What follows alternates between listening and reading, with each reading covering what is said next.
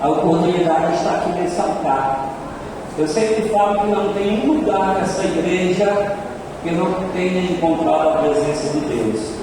Eu creio que eu chorei aqui, chorei ali, chorei aqui, adorei aqui. Esse lugar sempre foi um lugar de muita adoração na minha vida. Agradeço a oportunidade, bom demais rever cada um de vocês. E sem muita demora eu ouvi vocês abrir a palavra de Deus. Me foi proposto, meu óculos está por aí, né? Me foi proposto o tema oficial, Evangelho segundo João, capítulo 3, Evangelho de João 3:30. Vamos ficar só de costume em pé, né, para a gente ler. João 3:30. Aí você vai sentar com o dedão guardado no mesmo lugar, que lá na frente nós vamos reler a mensagem. Tudo ok? É necessário, diga comigo, é necessário que ele cresça e que eu diminua. Olha para o irmão e diga, é necessário. Verdade, com você é necessário que ele cresça e eu diminua. Podeis sentar dando glória a Deus, misturar com a aleluia. Eita glória! Questão diaconato aí, fica na festa. Dá glória a Deus aí, participa da mensagem. Questão do Ministério de Música, estamos em guerra. Aleluia. Queridos, eu sei que esse versículo, ele vai ser um versículo que vai ser pregado o ano inteiro aqui na igreja. Geralmente o versículo oficial da campanha anual da Igreja Quadrangular, a gente prega muito ele em eventos de jovens, eventos de mulheres, cultos da igreja, mas eu gostaria de contextualizar esse versículo. Amém? Amém. Eu gostaria de contextualizar. A palavra de Deus, ela nos mostra que houve um período de silêncio da parte de Deus sobre a face da terra. Durante 400 anos, 430 anos, Deus não falou sobre a face da terra. Diga assim, vixe! 400 anos de silêncio de Deus. Podia se adorar como adorasse, podia se louvar como louvasse, Deus não falava. Que período triste, hein?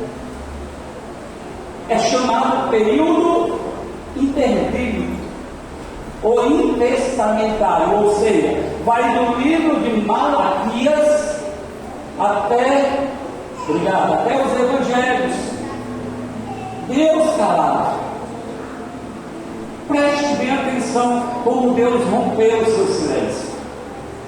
Um sacerdote que cuidava do templo do Senhor foi levar incenso. E quando ele estava levando o incenso, um anjo chamado Gabriel apareceu a ele e disse: olha, tuas orações, elas foram ouvidas. Eu estou falando do sacerdote Zacarias. Ali rompeu-se 400 anos de silêncio de Deus sobre a face da terra. O anjo agora traz a notícia de que um senhor jabelinho e uma senhora jabelinha, que não tinham filhos porque ela era estéril, e agora o anjo está dizendo: as tuas orações foram ouvidas. Eu não acredito que agora velhinho e ela velhinha, ele ainda orasse pelo filho. Mas eu quero dizer para vocês, com certeza ele orava quando ainda era jovem. Certamente já fazia muitos anos depois de suas orações. E a gente já começa a aprender aqui que passe o tempo que passar, Deus escuta as nossas orações. Passe o tempo que passar, orações verdadeiras tocam o coração de Deus, quando nós estamos no centro do seu propósito, no centro da sua vontade. E ali daquela oração, nós conhecemos a história lá no nome do filho, mas pelo fato dele duvidar, a história diz que ele fica emudecido até o nascimento da criança. E quando nasce, ele colocado o nome que o próprio anjo tinha falado, João, que é o Batista. A Bíblia não fala muita coisa de João, não é narrado nada da sua infância, assim como Jesus, porque Jesus só se vai narrar alguma coisa aos 12 anos de idade, e João Batista não tem narrativa nenhuma ao seu respeito. Mas eu vou trazer uma conjectura que é a mais mencionada, porque eu estou contextualizando uma frase que foi João que falou, que ele fez seu divisor. Havia em Israel, guarde isso, 4 grupos, considerados alguns como seitas. Os fariseus, que eram aqueles que defendiam a lei, que defendiam a Torá, que nos dias de Jesus haviam sido criados 200 anos antes de Cristo, mas no dia de Jesus eram considerados hipócritas, pois cobravam muito daquilo que não faziam, se sentiam santarrões e eram considerados uma seita.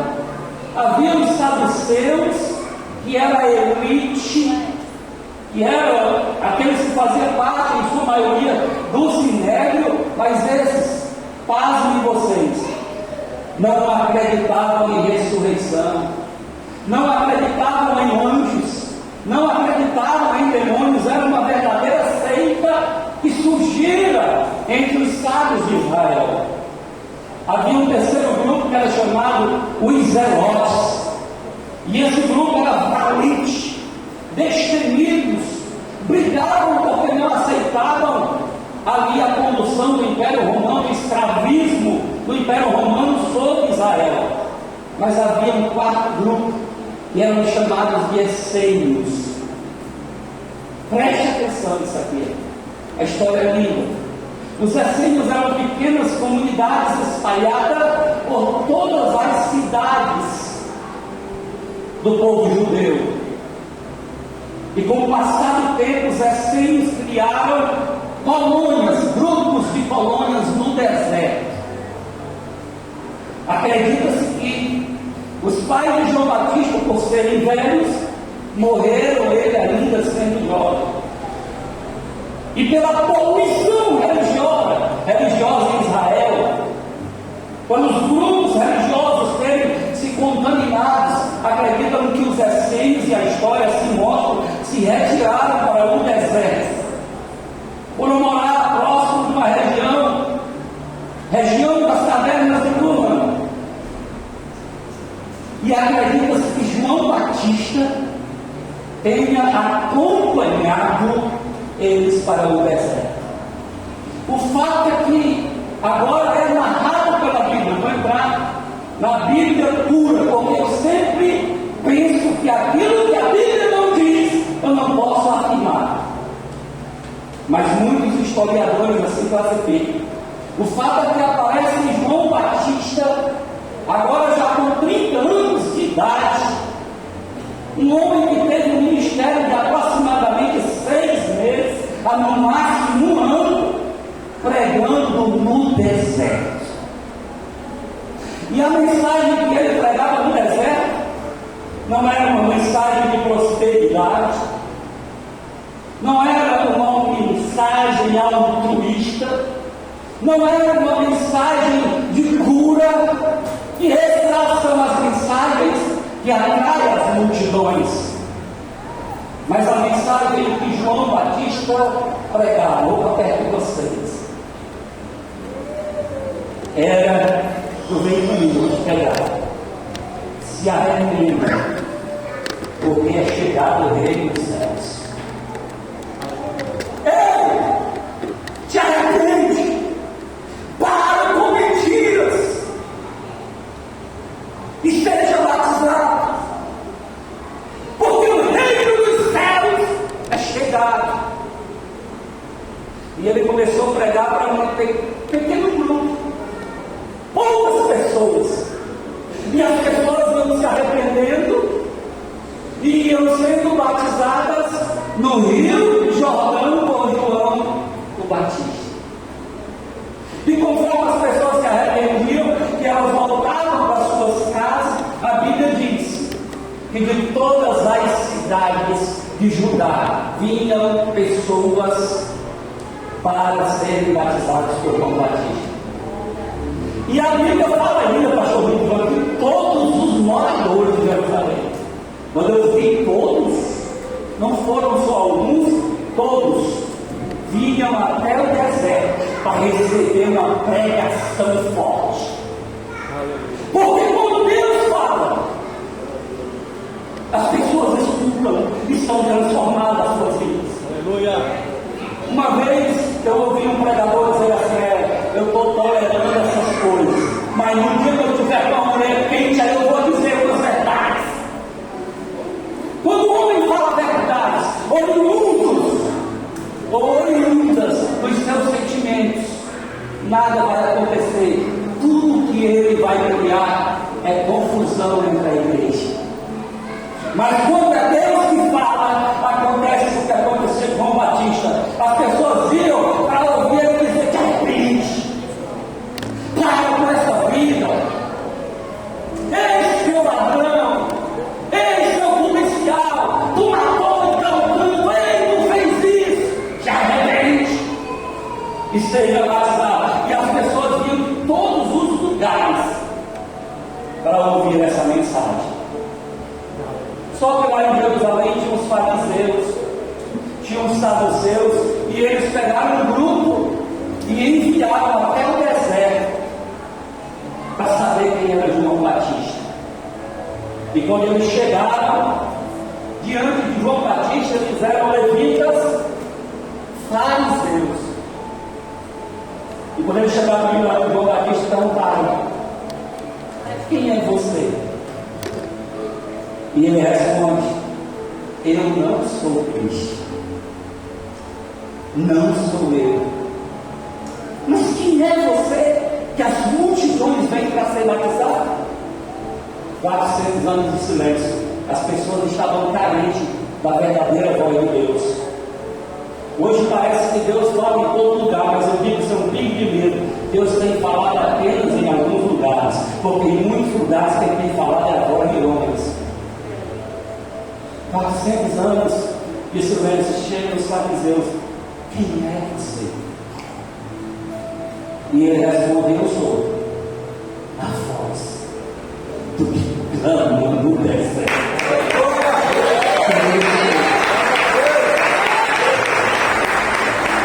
Eu acho uma água.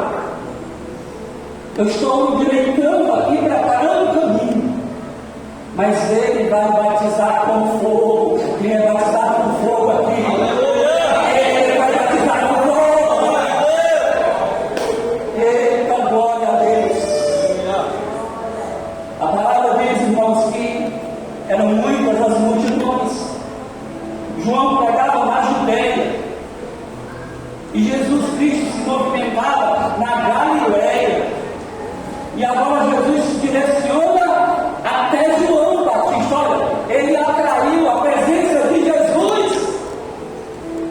E quando Jesus chega diante de João, eu chorei um dia pensando nesse encontro, porque foi o encontro dos dois homens mais santos que já pisaram na face dessa terra. Porque o próprio Jesus um dia disse: do ventre de mulher, volta a sua atenção, do ventre de mulher, nenhum nascera tão santo como João Batista. Nenhum, nem Noé, o escolhido de Deus, quando a terra estava toda podrida, nem Abraão, nem Isaac, nem Elias que foi arrebatado aos céus, nenhum dos apóstolos, nem mesmo Maria, a mãe de Jesus, era tão santa como foi João Batista. Você crê no que Jesus disse como eu creio? Aleluia! Então, como João Batista, imagina esse encontro. Quando ele vê Jesus, que Jesus vai até ele e diz: me batize. Ele diz: mas é eu que tenho que ser batizado pelo Senhor. E Jesus fala para ele: João, convém que assim seja, convém que se cumpra a justiça. E ali João Batista conduziu Jesus às águas do Jordão, e ali João batizou Jesus, sem nenhum pecado. Para Jesus ele não pregou arrependa-se. E quando ele batizou Jesus, nós conhecemos a história. Os céus se abriram e eis que o Espírito Santo de Deus manifesta sobre Cristo. Eu estou contando essa história para a gente chegar até o versículo, aleluia? Eu estou introduzindo a mensagem. Quando Jesus vai para o deserto e ele volta, 2 discípulos de João Batista se tornam apóstolos de Jesus. E agora Jesus ele começa a operar milagres, tem glória a Deus. Jesus começou transformando a água em vinho.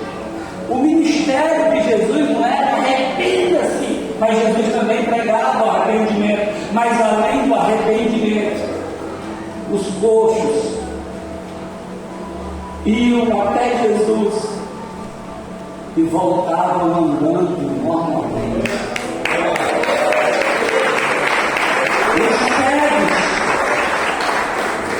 Iam até Jesus e voltavam enxergando. Glória a Deus. Os mudos iam até Jesus e voltavam falando, aleluia. Os endemoniados eram levados até Jesus e voltavam libertos pela glória do seu nome. Aí daqui a pouco as multidões elas acompanham milagres, aleluia. As pessoas vão aonde tem milagre. O ministério de Jesus era pleno e completo, porque o ministério de Jesus, uma multidão acompanhava de alunos, de doentes e de perseguidores, compunham uma multidão. Mas as pessoas, quando iam até Jesus, elas voltavam plenas e satisfeitas, porque era o próprio Deus que falava. Aí daqui a pouco, irmãos, a igreja de João Batista começa a diminuir. As pessoas já não saíam mais de todas as cidades para ir até João Batista. As pessoas iam agora até quem? Até quem? Até Jesus. Aí começa uma discussão. Os discípulos de João que ficaram, a equipe de João que ficou, eles discutiam: olha, aquele que você batizou, as multidões agora estão a acompanhá-lo. Eu não sei se você já ouviu essa história. É mais ou menos assim: a nossa igreja está ficando vazia e a igreja deles está ficando cheia. Vocês estão entendendo mais ou menos? A nossa igreja, a mensagem do arrependimento já passou.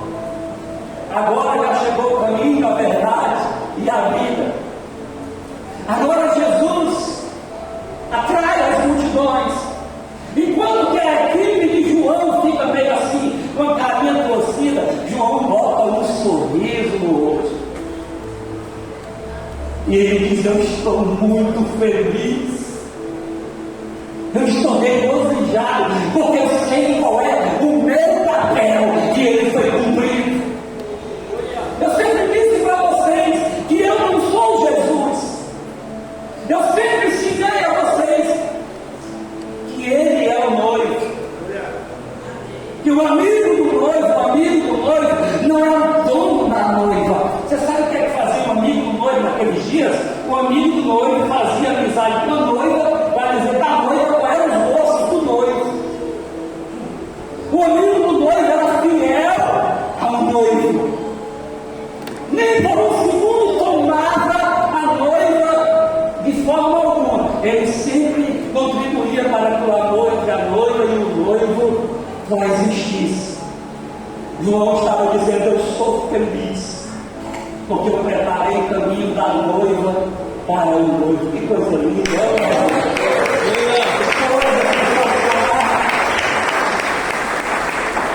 Aí depois que ele diz tudo isso, eu estou feliz, é que ele fala: olha, gente, que ele cresça e eu diminua.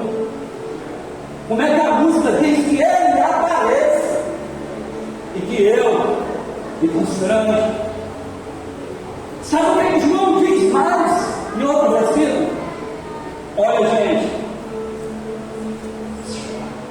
eu não sou digno de desatar a sua sandália. Sabe quem é que desatava a sandália naqueles dias? Sabe quem é que tinha a profissão de desatar sandálias? Eram os escravos, eram os servos dos seus senhores. Quando os senhores chegavam com suas sandálias, às vezes os pés sujos, os servos iam lá, ele sentava e ele desatava a sandália, lavava os pés. Seja impactado com o que eu vou falar agora, eu apenas vou reproduzir a frase de alguém que de verdade não estava apenas filosofando, mas estava dizendo aquilo que ele entendia. Era alguém que estava dizendo de verdade que ele cresça e eu diminua. Ele estava dizendo: eu não sou digno nem de ser seu servo. O homem mais santo sobre a terra, depois de Jesus, ele estava dizendo: não tem dignidade em mim. Às vezes a gente acha que a gente é a última Coca-Cola no deserto, que Deus olhou para nós e diz: ó, a gente é tão bom, tem dom, tem talento. Tu me quer? Que a gente fala assim, alguém quer aceitar Deus, nunca assim que fala a ele. Queridos, nós não temos nada que não temos recebido de Jesus. Se eu tenho dom, se eu tenho talento, não é meu, ele é o dom, ele é o dom do talento, é ele que tem a conta sobre nós. O que João está dizendo é que eu não sou digno, mas pela sua misericórdia ele nos escolheu. Pela sua misericórdia ele escolheu cada um de nós. Observe que tem pessoas que são muito melhores que nós. Tem pessoas que são muito mais humanas. Tem pessoas que as pessoas não pensam: bora fazer agora uma cesta básica para ajudar ela. Bora. Tem pessoas que de coração são melhores que nós, mas muitas vezes não foram escolhidas, porque o que elas é que elas podem julgar-se. Alguma coisa foi Deus que deu. Porque dele, com ele, para ele, são todas as coisas, tudo vem dele, não tem nada em nós que possa deixar Deus assim, ó. Eita, que eu me surpreendi com o pastor do dia para hoje. Fiquei impactado com o louvor do ministério de Deus que fez hoje. Eu não vou nem dormir. É ele que nos escolhe. Aleluia. Saia daqui hoje bem rentezinho com o chão e ele bem grandão. Saia daqui bem pequenininho e ele bem grandão. Saia daqui entendendo: eu não tenho nada que pudesse ter chamado a tua atenção. Foi de verdade o teu amor inexplicável, o teu amor que me escolheu, o teu amor que me encontrou. O Senhor, somente o Senhor, ainda continua me amando e me aceitando. Aleluia. Porque muitos esposos não aguentam, muitos filhos não aguentam, muitas famílias não aguentam, muitos vizinhos não aguentam, mas Jesus ainda continua nos amando por ele, nos escolheu para agora, louvor o Senhor. Aleluia. Eu vim aqui hoje para isso mesmo, para dizer que nós não somos muita coisa. E se tem alguma luz que brilha em nós, não é nossa. Essa luz é Ele manifestando em nossa vida. E se tem algo bom em nós, não é nosso. É a manifestação da sua glória, pela sua misericórdia em nós. E aqui, queridos, alguns fatores João tinha que poderia ter levado a se sentir grande. Eu vou começar a pegar agora, porque eu estou assim, não, pastor. Alguns fatores, enquanto eu vejo lá, você dá glória a Deus e aleluia. Alguns fatores que poderia ter levado João a se sentir um tal. Primeiro fator, isso aqui foi eu que fui ver e eu escolhi aqui. Ele tinha resultado na pregação. Ele pregava, as pessoas se convertiam. As pessoas eram passadas. Se você já usou das frases que eu vou dizer agora, eu espero que quando você falar uma vez, Deus lembre de você do que eu vou dizer agora. Quantas vezes você não já ouviu pessoas dizendo assim: eu batizei 50 pessoas.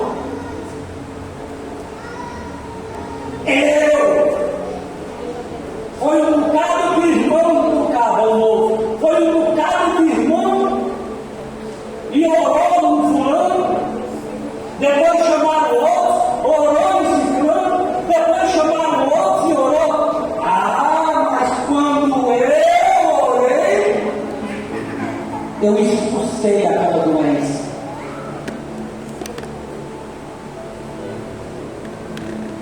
Os demônios se manifestaram, vinha um, vinha outro, vinha outro, vinha outro, mas quando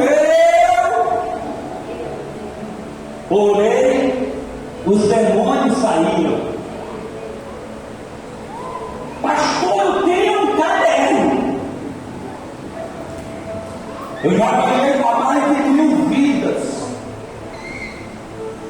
Eu já ganhei para mais de 1000 vidas. Isso é a linguagem de quem quer ser grande. Isso é a linguagem de quem quer tomar a glória de Jesus para si. Nenhum de nós expulsa o demônio, nenhum de nós ganha alma para Jesus, nenhum de nós faz nada. Quem faz é aquele que está em nós, o Espírito Santo de Deus.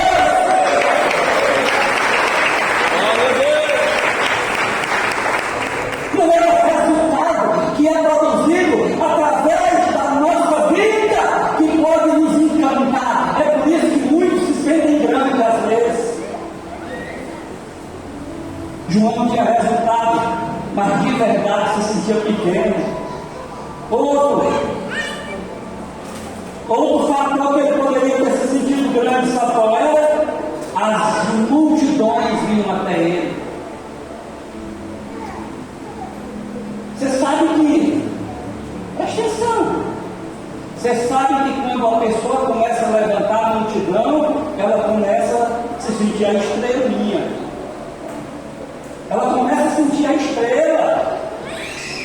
Eu ouvi um dia do site de um cantor, ele dizer que só ia se apresentar, das exigências para ele se apresentar, ele tinha que ter um público mínimo de 1000 pessoas.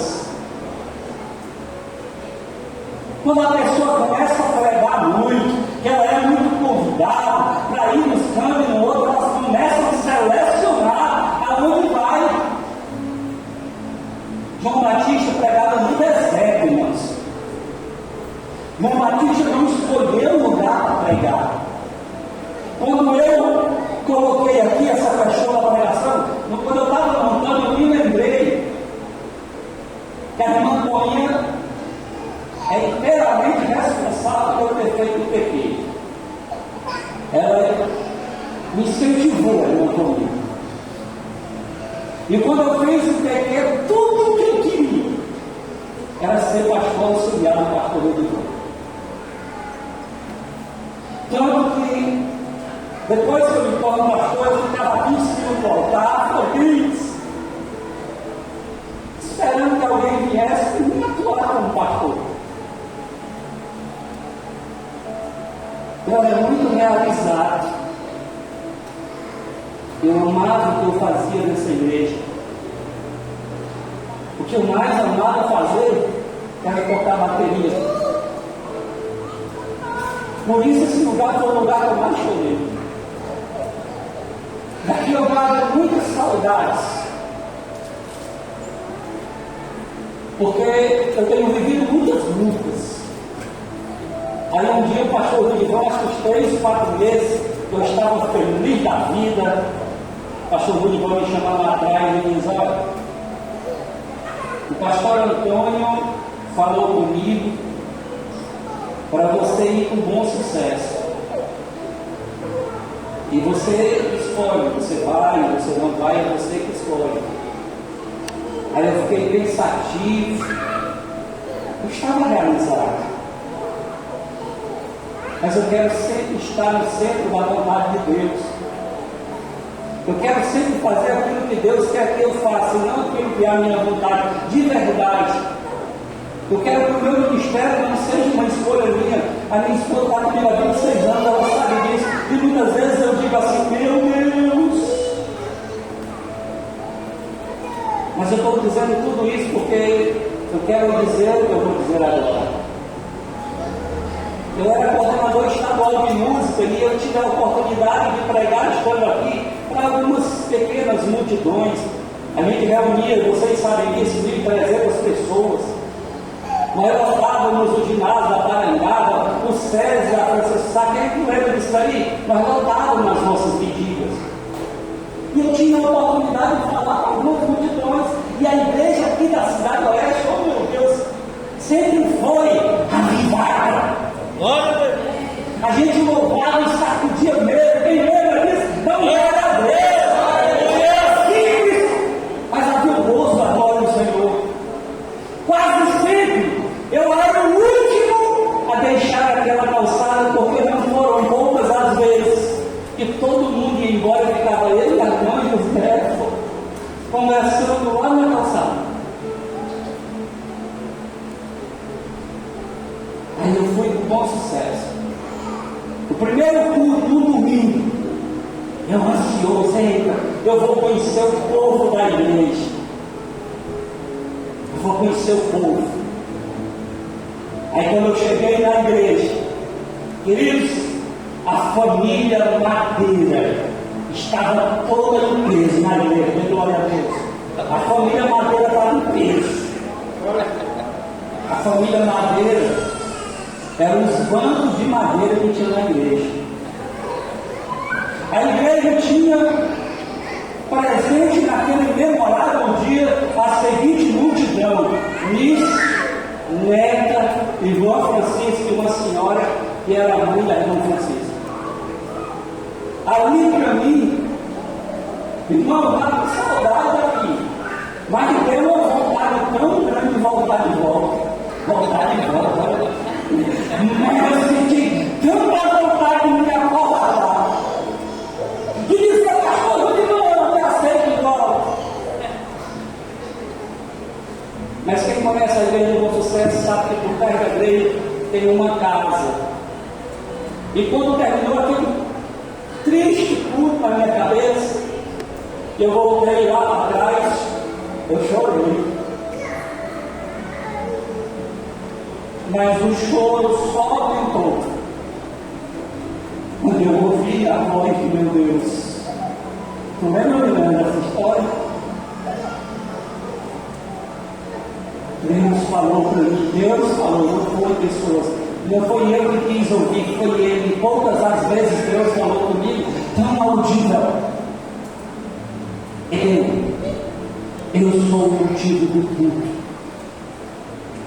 Não importa se tem 1, 2, 3 ou 1000 pessoas, o culto é para mim. Você faz para mim cultuar. E aquilo transformou a minha vida. Para mim não importa se só tivesse o pastor Rubio. Eu estava pregando aqui com a mesma vontade. E não é hipocrisia. Durante vários meses, eu e a Helena fomos para o Buretama, 105 quilômetros de distância, para pregar para uma única vida, porque a igreja só tinha uma vida. E a gente não ia para a igreja, a gente ia para a casa dela. Eu chegou aí, Maurício, na época, no começo, e a gente pregava para a irmã Rosita com a mesma veemência, com a mesma alegria. Porque não dependemos de multidão, dependemos do nosso Deus, do nosso Senhor e do nosso Salvador.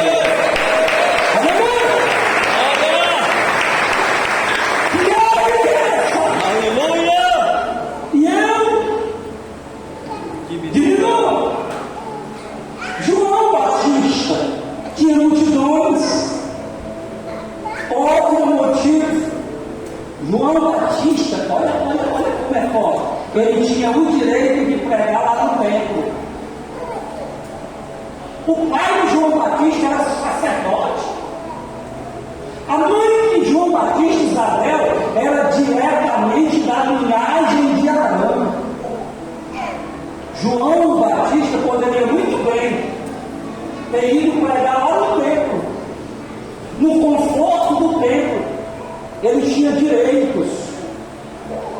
E todo mundo, fazem aqui comigo, ó, todo mundo sabia que ele era um milagre.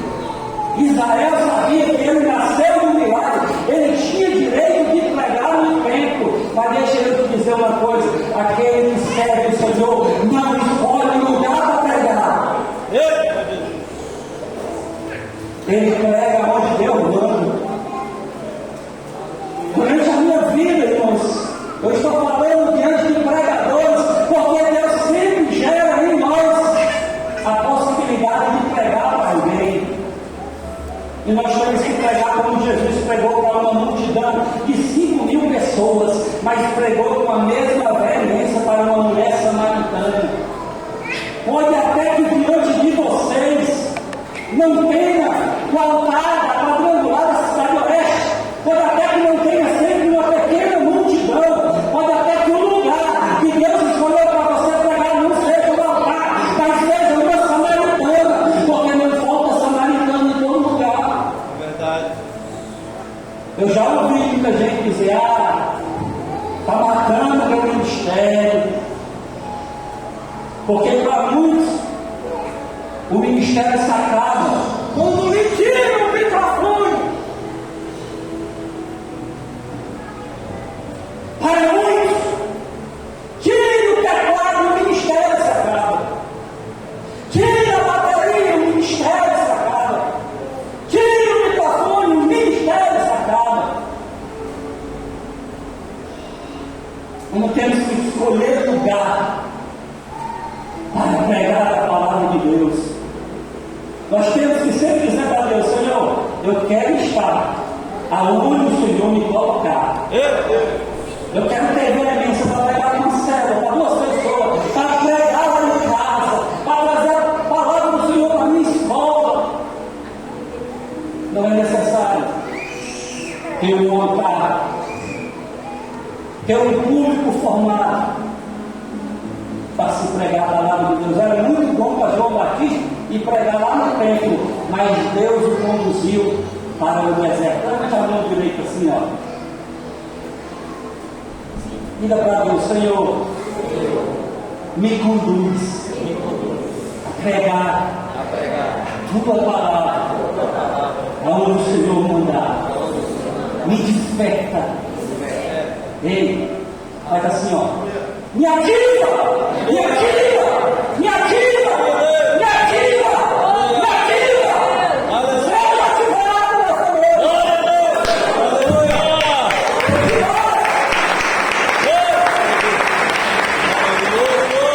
Pessoas que não matam o nosso ministério.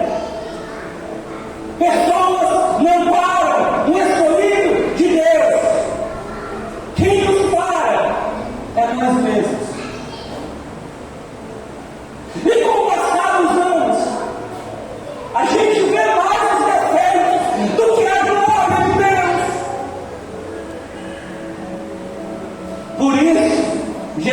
nós vivamos o primeiro amor,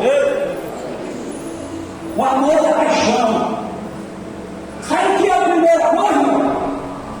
É aquele que quando eu conheci a Helena, não tinha dificuldade em ir até ela.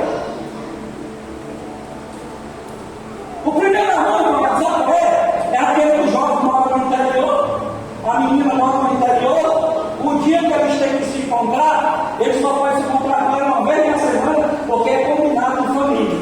Aí naquele dia bateu uma chuva grande, e o rio está com conta, e é o dia dele se encontrar com ela. Ele passa nada.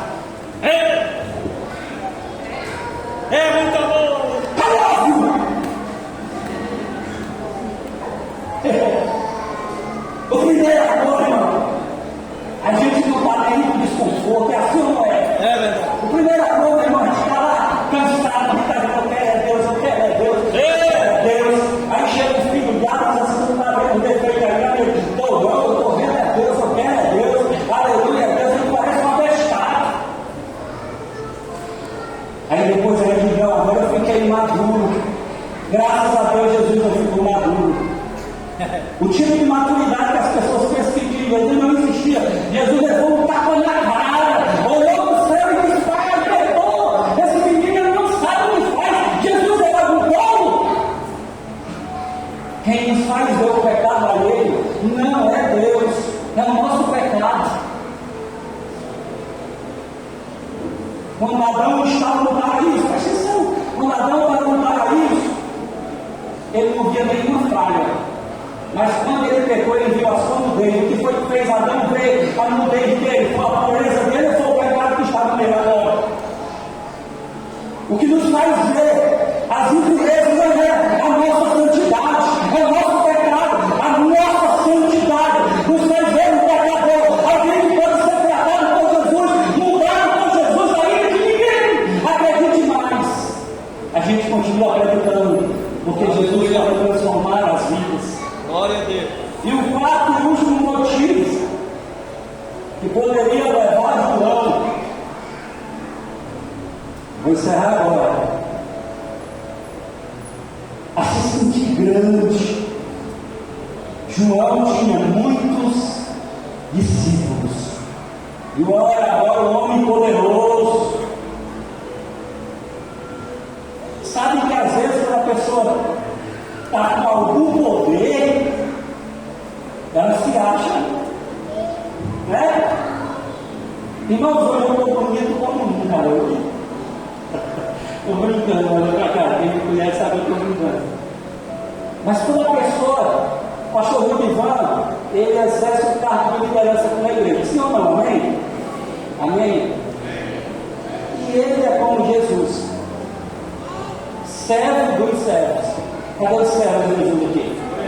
Aleluia. O pastor Rudivano é o servo de vocês. Tem pessoas que quando ela assume e ela passa a ter pessoas debaixo do seu comando, elas começam a se sentir tal. Ei, tu poderia vir tal canto e me representar lá? Me representar. Nós somos embaixadores de Cristo e não de pessoas, aleluia. Nós estamos aqui para representar Cristo. Quando as pessoas olham para nós, ela vê em você um pequeno Cristo. Por isso nós somos chamados de cristãos. E eu vou encerrar dizendo uma coisa: sem a mínima hipocrisia. É difícil permitir que Jesus cresça na nossa vida. O nosso ego é muito grande para isso. É muito difícil a gente entender que quando a gente é humilhado e a gente suporta a humilhação, as pessoas vão ver Cristo crescendo na nossa vida. É muito difícil para a gente reconhecer isso. É muito difícil fazer com que as pessoas vejam de verdade Cristo crescendo na nossa vida. Que Jesus possa crescer em cada um de nós. Que Ele possa aparecer em cada um de nós. Que nada possa ofuscar a presença de Jesus na nossa vida. Eu agradeço a riquíssima oportunidade nessa noite. E eu rogo a Deus que quando Jesus voltar, irmãos, cada um de nós que estejamos aqui, segura a mão de quem está à direita e quem está à esquerda. Segura. Isso, vai. Aí no corredor só um esticado do lado e o outro está fechado. E quando Jesus voltar, irmãos, se um de nós não estiver segurando na mão do outro, está desconectado. Mas se todo mundo estiver conectado, quando um for, arrasta o outro. Sim ou não? Se um for, arrasta o outro. Isso sabe o que me faz pensar agora? Vou criar um microfone para o senhor aí agora. É que o nosso Jesus diz que Ele é a figueira. Pode segurar na mão. Ele é a figueira. E nós somos os ramos. Os ramos e montar aí os galhos. Não é eu que sou a igreja. Às vezes alguns desinformados falam, eu sou a igreja. É nós. É plural. Nós juntos somos a igreja. E assim, ó, conectados como videira, como galhos, enxertados nele, Jesus, fazendo ele aparecer, é que nós vamos subir. Obrigado a todos, Deus abençoe.